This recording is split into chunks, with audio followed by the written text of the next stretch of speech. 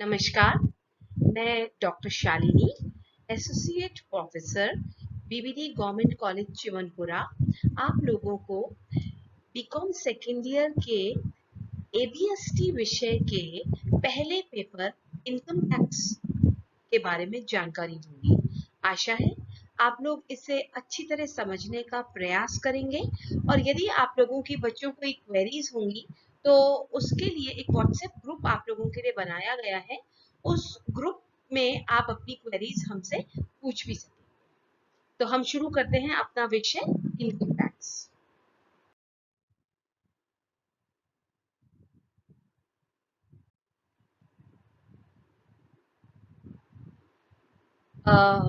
सबसे पहले जब भी हम किसी विषय को पढ़ते हैं तो हमें पता होना चाहिए कि उस विषय का अर्थ क्या है।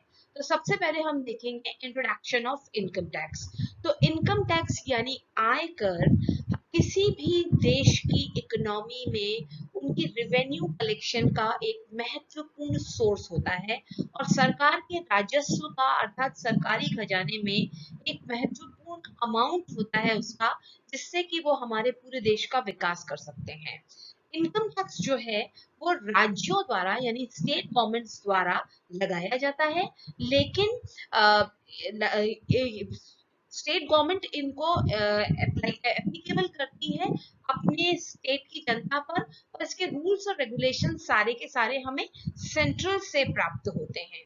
और ऐसा नहीं होता कि इनकम टैक्स अर्थात ऐसा कोई भी टैक्स जो कि किसी व्यक्ति पे, व्यक्ति की परिभाषा हम आगे देखेंगे। व्यक्ति का मतलब एक इंडिविजुअल व्यक्ति नहीं होता, उसमें बहुत सारी चीजें शामिल होती हैं। तो यदि किसी व्यक्ति पे वो जो इनकम टैक्स लगाया जाता है अर्थात किसी व्यक्ति द्वारा जो भी राशि उसकी दिनचर्या के लिए आय के रूप में कमाई जाती है, उस आय पे लगाए जाने वाले कर को हम आयकर अर्थात इनकम टैक्स कहते हैं। अब इनकम टैक्स जब हम जानेंगे तो सबसे पहले हम इसकी ब्रीफ हिस्ट्री देखेंगे, अर्थात हमारे देश में इसका इतिहास क्या रहा है।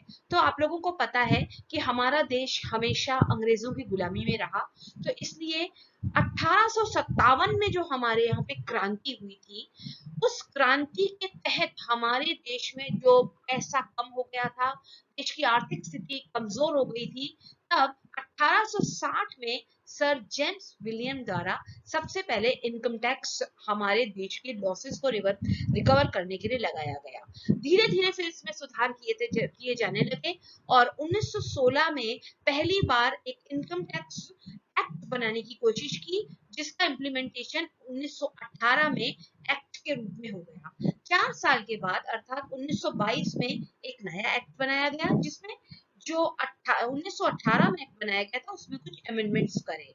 इस प्रकार सरकार तहत इस पे वर्क करती चली गई और अमेंडमेंट्स करती चली गई और 1956 में हमारे देश की सरकार ने इस एक्ट को एकदम सही तरीके से लाने का प्रयास किया और 24 अप्रैल 1961 में एक बिल पास किया गया लोकसभा में, और उसके चलते सितंबर 1961 में हमारे देश में इनकम टैक्स एक्ट 1961 बन गया, जिसके तहत आज तक हम उसी के रूल्स और रेगुलेशंस को मानते हुए इनकम टैक्स एप्लीकेबल जनता पे करते हैं।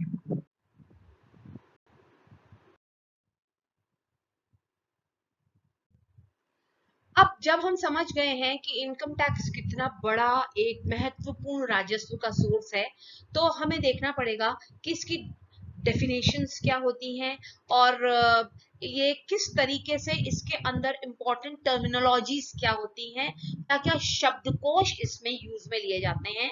तो उन शब्दकोशों के तहत सबसे पहले हमें देखना है कि इनकम, इनकम से मतलब क्या होता है। इनकम का मतलब होता है कोई भी व्यक्ति विशेष जो आय प्राप्त करता है। अब वो व्यक्ति विशेष कैसे कैसे आय प्राप्त करता है वो मैंने आप लोगों को नीचे लिखे पॉइंट्स में बताया है। जैसे पहला है प्रॉफिट एंड गेन्स, यानी किसी भी व्यक्ति को किसी प्रकार का लाभ होता है, किसी प्रकार की आय होती है, किसी प्रकार का प्रॉफिट होता है, वो सब इनकम कहलाता है। दूसरा पॉइंट है डिविडेंड्स। डिविडेंड्स यानी लाभांश से आप लोग परिचित हैं कि जब हम किसी कंपनी के अंशों में पैसा लगाते हैं और वो कंपनी उसके बदले हमें कोई लाभ देती है तो वो डिविडेंड कहलाता है और ये हमारी आय होती है जिसपे सरकार हमसे टैक्स लेती है। अगला पॉइंट है voluntary contribution received by a trust, यानी यदि हमने किसी ट्रस्ट का निर्माण किया है और उसे किसी प्रकार की आय होती है। अगला पॉइंट है the value of perquisites. Perquisites का मतलब आप लोग आने वाले चैप्टर्स में पढ़ेंगे, पर मैं अभी आप लोगों को बताती हूँ।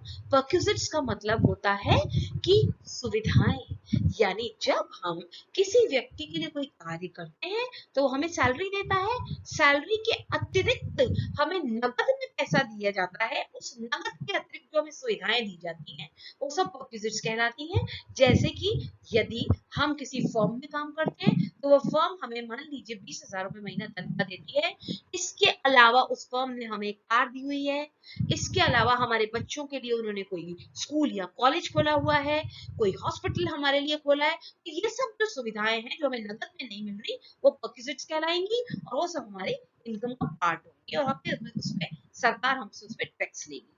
अगला पॉइंट है profit in lieu of salary, यानी कि हमारी तनख्वाह बंद हो गई, उसके स्थान पे हमें कोई प्रॉफिट मिलने लगा, या जैसे कि कोई कंपनसेशन, किसी कंपनी ने किसी एम्प्लॉय को निकाल दिया और एकदम से तो नहीं निकाल सकते वो लोग, वो 3 महीने का नोटिस देते हैं कि 3 महीने के बाद हम आपको निकाल रहे हैं हमारी कंपनी से, you are not capable to do job further in our company and may be company हम बंद कर रहे हैं, सो आप अपना कहीं और अरेंजमेंट कर लीजिए। तो इस अरेंजमेंट के लिए वो ये नहीं कह सकते कि कल से आपकी नौकरी चली गई, they have to give a certain amount to the employee and that certain amount is called profit in lieu of salary और इसके ऊपर उस बंदे को इसको इनकम मांगते हुए सरकार को टैक्स देना होगा। अगला पॉइंट है any specific allowance or benefit। Specific allowance हम सब आगे बच्चों पढ़ेंगे, अलाउंसेस क्या होते हैं, बेनिफिट्स क्या होते हैं, बट अभी क्योंकि मैं आप लोगों को बता रही हूँ इनकम का क्या मतलब है, इसमें मैं आपको बताती हूँ।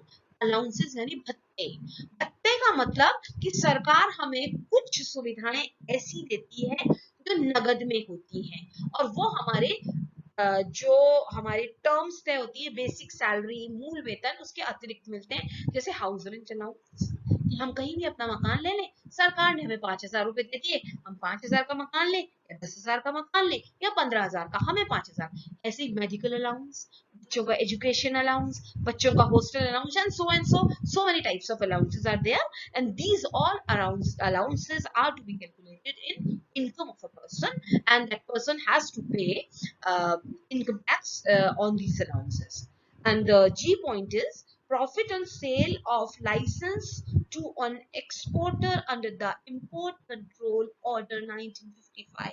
सरकार ने 1955 में एक इंपोर्ट कंट्रोल ऑर्डर बनाया था जिसके तहत व्यक्ति को लाइसेंस दिया जाता है जबकि वो कोई भी वस्तु हमारे देश से दूसरे देश में एक्सपोर्ट करना चाहता है। तो जब इस व्यक्ति को लाइसेंस मिल जाता है तो ऐसी कंडीशन में कभी कभी वो उस लाइसेंस को अनदर किसी पर्सन को बेच सकता है और उसको बेचने के बाद उसे जो इनकम होती है that has to be calculated under this head, means it is an income of a person and he has to pay income tax to the government. And the next point is duty of custom of excise refunded to the exporter. कभी कभी क्या होता है कि हम excise duty सरकार को पे करते हैं, बाद में वो ज्यादा पे हमने कर दी होती है तो सरकार में रिटर्न कर देती है। एट दैट पॉइंट जब हमें वो पैसा वापस मिलता है तो वो हमारा प्रॉफिट कहलाता है और हमें इसको इसलिए हमारी इनकम कहलाती है और हमें सरकार को इस पर टैक्स देना होता है। Another point is any capital gain chargeable under section 45।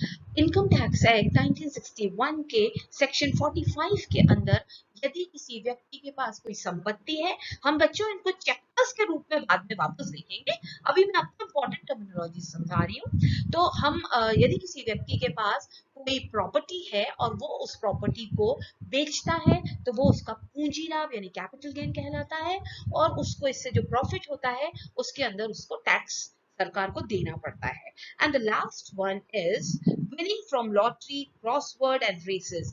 यदि कोई व्यक्ति कोई लॉटरी टिकट खरीदता है, कोई क्रॉसवर्ड पजल्स करता है, कोई हॉर्स रेसेस में पैसा लगाता है और इससे यदि उसे कोई इनकम होती है तो वो भी उसकी इनकम कहलाती है। अर्थात फिर ए से लेकर अपन ने जे तक जितने भी पॉइंट्स देखे, all incomes are to be considered as an income and the person has to pay income tax on these incomes.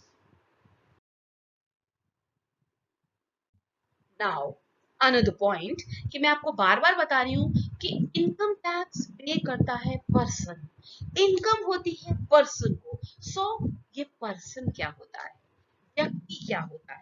So person जो है वो इनकम टैक्स एक्ट 1961 के सेक्शन 2 के सब कॉलम 3 के अंदर बताया गया है कि पर्सन में क्या क्या कौन कौन व्यक्ति शामिल होते हैं, जो कि ए से जी तक आपको इस पावर पॉइंट प्रेजेंटेशन पेज में नजर आ रहे हैं। First is an individual, of course एक व्यक्ति अकेला, आप, मैं, आपके फादर, आपके दादा, आपकी माँ, आपके दोस्त, उनके फादर, ये लोग सब सोलो एक व्यक्ति, इंडिविजुअल व्यक्ति जो भी इनकम कमाता है, चाहे वो सैलरी से कमाए, चाहे वो हाउस प्रॉपर्टी से कमाए, चाहे वो हॉर्स रेस से कमाए, चाहे वो लॉटरी से कमाए, चाहे वो किसी से भी कमाए, वो सारी इनकम इंडिविजुअल की इनकम कहलाती है और वो पर्सन के अंदर आता है। B point is Hindu undivided family, यानी कि हिंदू अविभाजित परिवार। इसका पूरा चैप्टर आप लोग लेटर ऑन पढ़ेंगे, मैं आप लोगों को पढ़ाऊंगी। पर अभी हिंदू अनडिवाइडेड फैमिली का मतलब होता है एक बहुत बड़ी फैमिली जो मिलकर एक बिजनेस करती है और उस फैमिली को जो बिजनेस से इनकम होती है वो सब पर्सन पे कहलाता है, वो एक पर्सन कहलाता है और उसको इनकम टैक्स देना पड़ता है। C point is a company. Of course आप लोग जानते हैं कंपनी से हमारा तात्पर्य होता है जब हम छोटे छोटे शेयर्स के माध्यम से आम जनता को आमंत्रित करते हैं कि आइए आप हमारे अंश खरीदिए और आप हमारे पार्टनर बन जाइए। आपने सुना है कितनी बड़ी बड़ी कंपनीज के नाम, Morrison India limited, Tata, Reliance, ये सब जो है ये कंपनीज हैं और ये आम जनता को हिस्सेदार बनाती है अपनी कंपनी में और कंपनी में हिस्सेदार बनने के बाद आम जनता को उनके शेयर्स पे डिविडेंड्स देती हैं और ये कंपनी एक आर्टिफिशियल पर्सन होती है। So it is included in the person.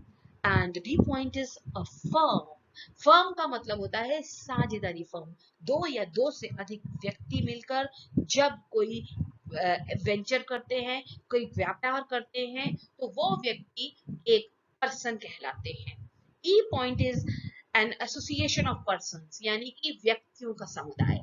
व्यक्ति आपस में मिलकर कोई चैरिटेबल काम करें या कोई बिजनेस करें या कोई सहयोग के आधार पे कोई कार्य करें, स्कूल चलाएं, कॉलेज चलाएं, वो सब एक पर्सन कहलाते हैं। F point is a local authority such as municipal corporation, municipality, district board, ये सब जो local organizations होते हैं they are called semi government organizations। ये सारे के सारे लोकल ऑर्गेनाइजेशंस पर्सन कहलाते हैं। And the last one is every artificial judicial person, हर एक कृत्रिम न्यायिक व्यक्ति की श्रेणी में होता है, जैसे कि यूनिवर्सिटी ऑफ राजस्थान। तो इस प्रकार हमने देखा कि पर्सन में हम क्या क्या इंक्लूड करते हैं। तो अब देखिए कि मैंने आपको एक नॉर्मल इंट्रोडक्शन दिया है कि इनकम टैक्स क्या होता है, इनकम टैक्स में इनकम क्या होती है, इनकम टैक्स में इनकम के साथ वो पर्सन कौन होता है जो कि इनकम टैक्स कम देता है।